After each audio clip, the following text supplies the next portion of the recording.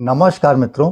आज हम बात कर रहे हैं देश में सरकार द्वारा लाए जा रहे एक बड़े शिक्षा सुधार की, जो शिक्षा माफियाओं और फर्जी विश्वविद्यालयों की नाक में नकेल डालने के साथ साथ शिक्षा में एक केंद्रीय अनुशासन स्थापित करने की बात करता है। जी हाँ, केंद्र सरकार के कैबिनेट ने HECI यानी higher education commission of India के गठन को 13 दिसंबर 2025 को मंजूरी दे दी है, जिसका नाम रखा गया है विकसित भारत शिक्षा अधीक्षण बिल। आज देश में कई तथाकथित पेपर यूनिवर्सिटी सिर्फ वेबसाइट और विज्ञापनों के सहारे चल रही हैं। छात्र इनमें पढ़ने के लिए लाखों रुपए खर्च कर देता है और बाद में उसे पता चलता है कि जिस कॉलेज से उसने पढ़ाई की उसकी तो डिग्री ही अमान्य है। यह बिल रेगुलेटरी राज और नौकरशाही से राहत देने की बात करता है। अभी किसी तकनीकी कोर्स के लिए AICTE से मंजूरी लेनी होती है, डिग्री की मान्यता के लिए UGC के पास जाना होता है और शिक्षकों की ट्रेनिंग व योग्यता NCTE तय करती है। 3 अलग अलग संस्थाएं, 3 अलग अलग नियम और 3 स्तर की मंजूरी लेनी पड़ती है।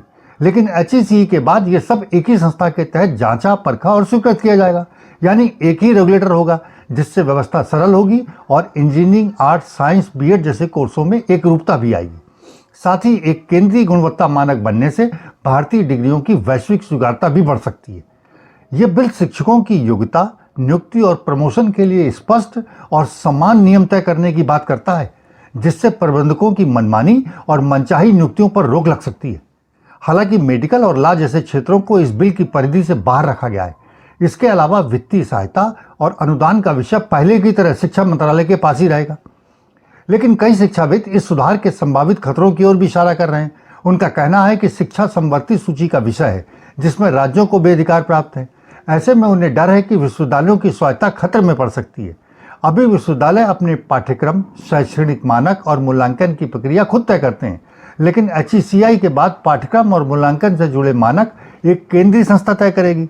साथ ही चूंकि HECI केंद्र द्वारा संचालित होगी, इसलिए यह सवाल भी उठ रहा है कि क्या वह राज्यों की स्थानीय जरूरतों को सही ढंग से समझ और उसे पूरा कर पाएगी। तमिलनाडु और केरल जैसे राज्य इसे शिक्षा का अत्यधिक केंद्रीकरण बताकर केंद्र सरकार से टकराव का रास्ता भी अपना सकते हैं। सरकार इस विकसित भारत शिक्षा अधीक्षण बिल को संसद के शीतकालीन सत्र में पेश कर सकती है, जहां दोनों सदनों से पारित होने और राष्ट्रपति की मंजूरी के बाद यह कानून बन जाएगा। हालांकि कानून बनने के बाद भी इसके क्रियान्वयन में देरी और विवाद की संभावना से इनकार नहीं किया जा सकता।